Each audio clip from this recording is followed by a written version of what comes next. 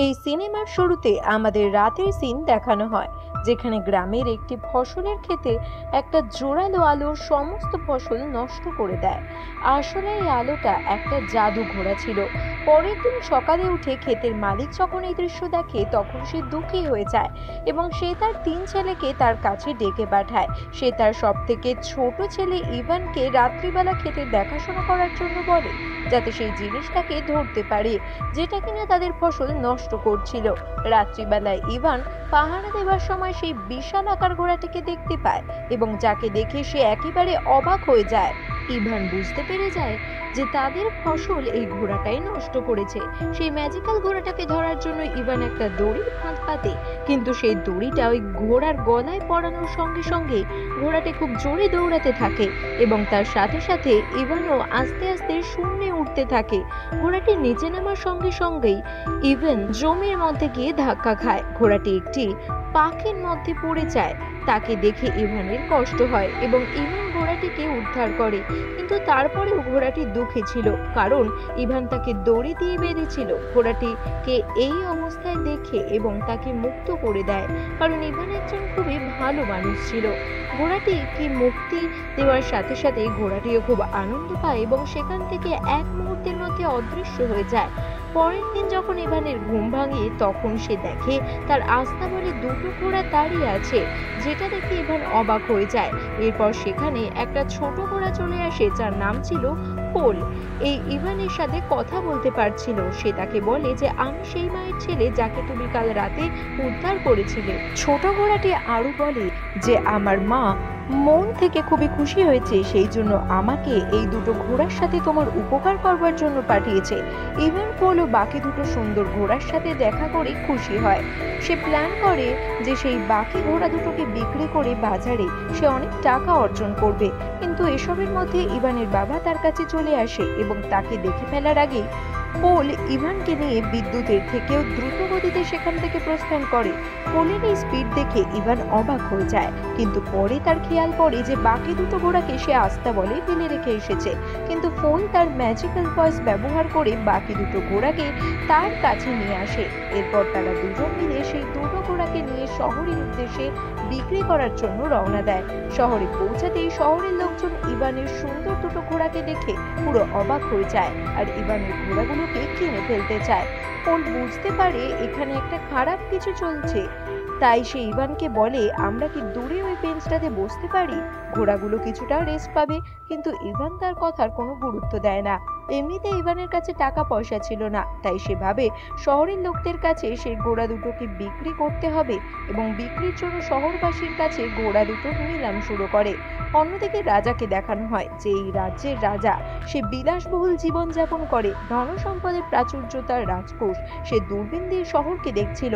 এমন সময় তার চোখ পড়ে ইভানের সেই সুন্দর ঘোড়া দুটির উপর। রাজা এই সুন্দর ঘোড়া দুটি দেখে বিস্মিত হয়ে যায় এবং মনে মনে ভাবে এমন একটা গরিব ছেলের কাছে এত সুন্দর দুটো ঘোড়া কি করে এলো।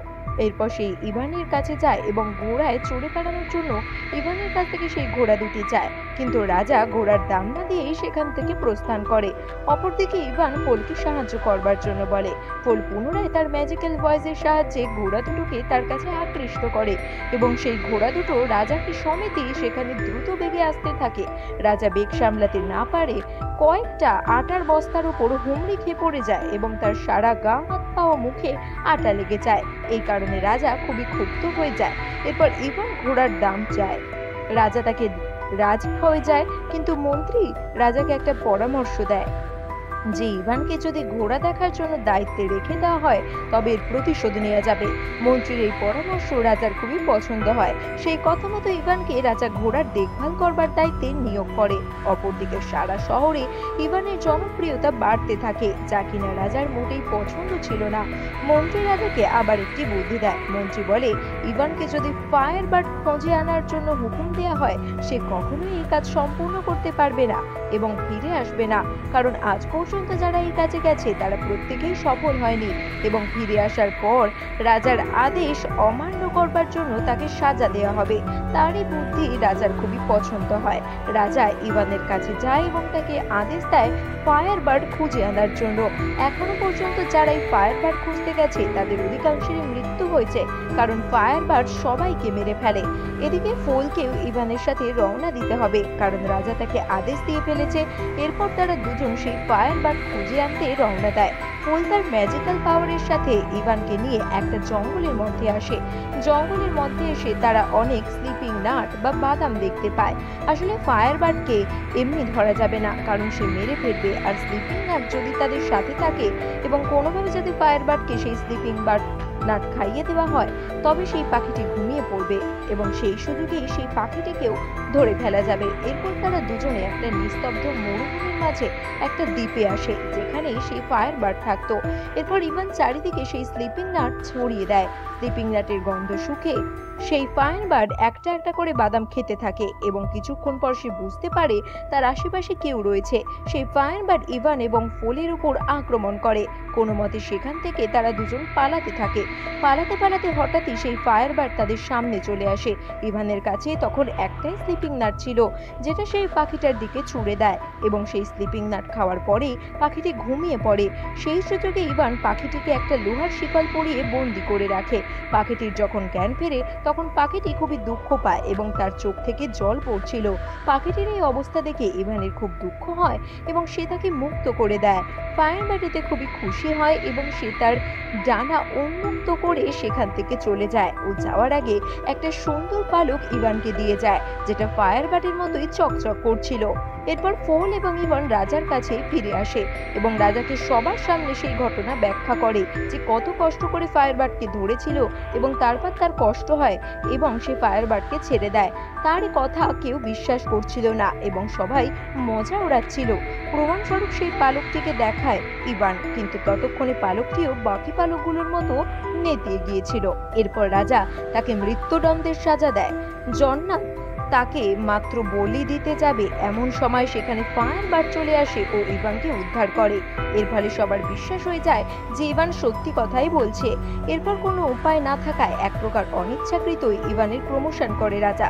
সারা রাত জুড়ে ইভানের জনপ্রিয়তা বাড়তে থাকে এবং রাজ্যের মানুষ তার জয় জয়কার করতে থাকে, যা কিনা রাজার একদমই পছন্দ ছিল না।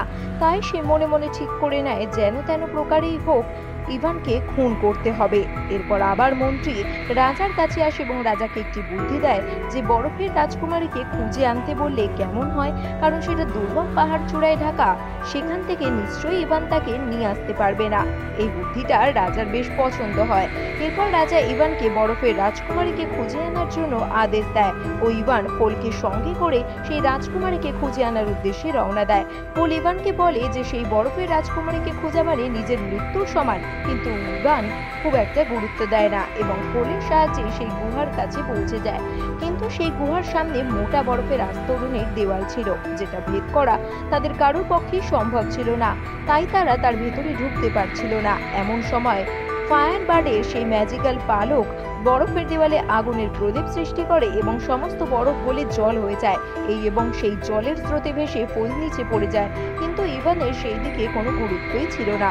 সে গুহার ভেতরে প্রবেশ করে এবং দেখে অনেক রাজকুমারী সেখানে ঘুমিয়ে আছে। ওই ম্যাজিক্যাল পালকের সাহায্যে ইভান আসল রাজকুমারীকে খুঁজে ফেলে এবং রাজকুমারীকে তার সঙ্গে যাওয়ার জন্য বলে। তবে রাজকুমারী তাতে কিছুতেই রাজি হয় না এবং বলে এই পৃথিবীতে সাহসী মানুষ আর নেই, আমি তাই আর কাউকেই বিয়ে করব না।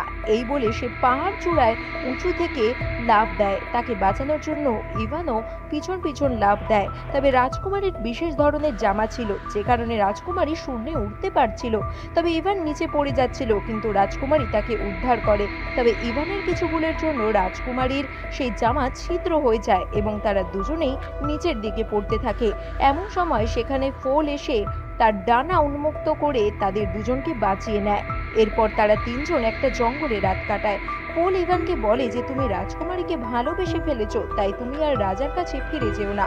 কিন্তু প্রত্যেকবারের মতো ইভান তার কথা শোনে না এবং পরের দিন সকালে সেই রাজার কাছে যায়। রাজকুমারী এবার সাথে দেখে রাজা খুবই হতবাক হয় এবং প্রত্যেকবারের মতো রাজা মিথ্যে প্রমাণ হয়। অপরদিকে ইভেন সারা রাজ্য জুড়ে আরো জনপ্রিয় হয়ে ওঠে। এরপর মন্ত্রী রাজাকে বলে চিন্তা না করতে, কারণ রাজকুমারী আসায় রাজার সুবিধাই হয়েছে, সে রাজকুমারীকে বিয়ে করে ফেলতে পারবে। রাজকুমারীকে বিয়ে করার কথা শুনে ইভান খুবই দুঃখী হয়ে যায়। এরপর রাত্রিবেলা একটি ফুলের বোকে নিয়ে রাজকুমারীর কাছে যায়। রাজকুমারী তা দেখে খুবই খুশি হয়ে যায়, কারণ রাজকুমারীও ইভানকে ভালোবেসে ফেলেছিল। এমন সময় সেখানে রাজার লোক চলে আসে এবং ইভানকে তাই চলে যেতে হয়। এরপর রাজসভায় রাজকুমারীকে বিয়ে করবার জন্য সরাসরি প্রস্তাব দেয় রাজা, এবং রাজকুমারী রাজাকে সরাসরি বারণ করে দেয় এবং বলে, আমি ততক্ষণ পর্যন্ত বিয়ে করতে পারবো না যতক্ষণ পর্যন্ত আমার গ্র্যান্ডমাদারের হারিয়ে যাওয়া আংটি খুঁজে পাওয়া যায়। সেটা একটা বড় তিমির পেটের মধ্যে রয়েছে। রাজা ভাবতে শুরু করে এটা কিভাবে পাওয়া সম্ভব। এরই মধ্যে সেখানে ইভান চলে আসে এবং রাজা তাকে সেই আংটি খুঁজে আনার জন্য পরামর্শ দেয় এবং ইভান তাতে রাজি হয়ে যায়। রাত্রিবেলা ফোল কিছুটা চিন্তিত ছিল, কারণ এবারের তাকে ইভানের সঙ্গে যেতে হবে। তবে এবার সে জানে না যে সেই আংটি কোথায় আছে, তাই সে তার মায়ের সাহায্য চায়। রাত্রিবেলা তার মা সেখানে আসে এবং দেখিয়ে দেয় যে সেই তিমির পেটে সেই আংটিটা রয়েছে, যে কিনা এখন পুরোই একটা আইল্যান্ডে পরিণত হয়েছে।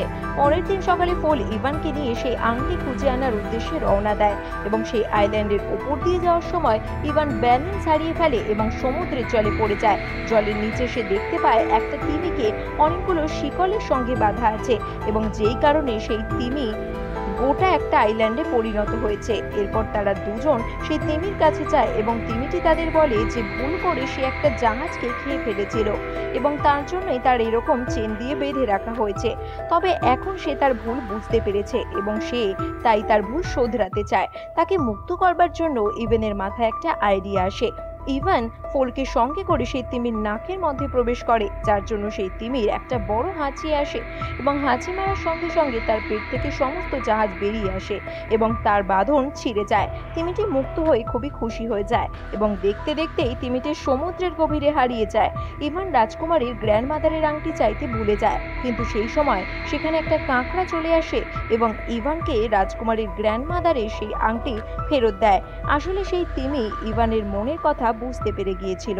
এরপর সেই রাজকুমার ফোলকে নিয়ে রাজকুমারীর কাছে যায় এবং তাকে আংটিটা দেয়। সেটা দেখে রাজকুমারী খুবই ইমোশনাল হয়ে গিয়েছিল এবং এরপর ইভান তাকে বিয়ের প্রস্তাব দেয়। রাজকুমারী তাতে রাজি হয়ে যায়, কিন্তু সাথে সাথে মন্ত্রী তাকে দেখে ফেলে এবং তাকে আটক করে বন্দি করে ফেলা হয়। অপরদিকে মন্ত্রী জানলায় ফোলকে দেখতে পায় এবং তাকে গুলি করে দেয়, যার ফলে সে জখম হয়ে মাটিতে পড়ে যায়। এর পরের দিন রাজকুমারী একটি চিকেনের বাচ্চাকে দেখতে পায় এবং সেই ছোট্ট বাচ্চাটি তাকে ইভানের কাছে নিয়ে যেতে সাহায্য করে। রাজকুমারী মনে মনে একটা ফন্দি পাতে। সে রাজাকে যৌবন হয়ে যাওয়ার লোভ দেখায় এবং বলে একটা গরম জলের পাত্রে সে যদি ডুব দেয় তাহলে সে যৌবন ফিরে পাবে। অপরদিকে ইভানকে সাজা দেওয়ার জন্য পরের দিন সকালবেলা একটা ফুটন্ত গরম জল, একটা ঠান্ডা জল এবং একটি গরম দুধ রাখা হয়। তবে সেই বড় বড় পাত্রগুলিতে ফেলার সাথে সাথেই প্রথমটিতে যেখানে গরম জল আছে সেখানে তার আংটিটি অর্থাৎ রাজকুমারীর আংটিটি ফেলে দিলে সেটা ঠান্ডা হয়ে যাবে এবং ইভানের কিছু হবে না। অপরদিকে ঠান্ডা জলের পাত্রটিতে জন্য ম্যাজিক্যাল পালকটা লাগবে, কিন্তু গরম দুধ যেখানে রয়েছে সেখানে লাইফ অ্যান্ড ডেথ ফ্লাওয়ার লাগবে, যেটা কিনা আনতে যেতে হবে। রাজকুমারী ফোলকে বলে সেটা আনতে যাওয়ার জন্য, কিন্তু ফোল বলে এইটুকু সময়ের মধ্যে আমি কি করে আনবো, আমি তো আগে থেকেই জখম। তখন রাজকুমারী ফোলকে ভরসা দেয় এবং ফোল সেই ফুল আনতে যায়। ফুলটা তোলার সময় তাকে বলা হয় যে এই ফুলটা তুললে ফোল মারা যাবে, কিন্তু ফোল সেই কথায় কান না দিয়ে সেই ফুলটা তুলে নিয়ে আসতে থাকে। অপরদিকে রাজকুমারকে গরম জলের পাত্রে ফেলা হয়। সাথে সাথে রাজকুমারী বুদ্ধি করে তার আংটিটা সেই গরম জলে ফেলে দেয়, ফলে ইভানের কিছু হয় না। এরপর ইভানকে ঠান্ডা জলের বরফ জমা একটা পাত্রে ফেলে দেওয়া হয়। তখন সেখানে ম্যাজিক্যাল পালকটি চলে যায় এবং তখনও রাজকুমার বেঁচে যায়। এরপর ইভানকে সেই গরম দুধে পাঠানো হয় এবং ততক্ষণেও ফোল পৌঁছায় না। সবাই চিন্তা করতে থাকে। কিছুক্ষণের মধ্যেই ফোল সেই লাইফ অ্যান্ড ডেথ ফুলটা নিয়ে আসে এবং সেখানে ফেলে দেওয়ার সাথে সাথেই সেই গরম দুধের পাত্র থেকে ইভান একটা রাজকুমার রূপে বেরিয়ে আসতে থাকে। অপরদিকে রাজার লোভ ছিল যৌবন হওয়ার। সে গরম জলের ফুটন্ত পাত্রে পৌঁছে যায় এবং সেখানে পড়া মাত্রই একটা বাবল আকারে সে ভেসে একদম আকাশের কিনারায় চলে যায়। সেই রাজা চলে যাওয়ার পর ইভানকে সেখানকার রাজা করা হয় এবং তারা দুজন মিলে বিয়ে করে তারা ফোলের কাছে আসে এবং ফোল খুবই দুঃখী ছিল, কারণ লাইফ অ্যান্ড ডেথ ফুল তোলার সময় তাকে বলা হয়েছিল সে কিনা মারা যাবে। তখন রাজকুমারী বলে, তোমার চিন্তার কোনো কারণ নেই, আসলে তোমার মন কেমন সেটাই পরীক্ষা করা হয়েছিল। এই কথা শুনে ফুল খুবই আনন্দ হয়। তারা তিনজন সুখে শান্তিতে সেই রাজ্যে বসবাস করতে থাকে এবং সারা রাজ্য জুড়ে জয় জয়কার হয়। এবং এই হ্যাপি এন্ডিং এর সাথে এই সিনেমাটি এখানেই শেষ হয়।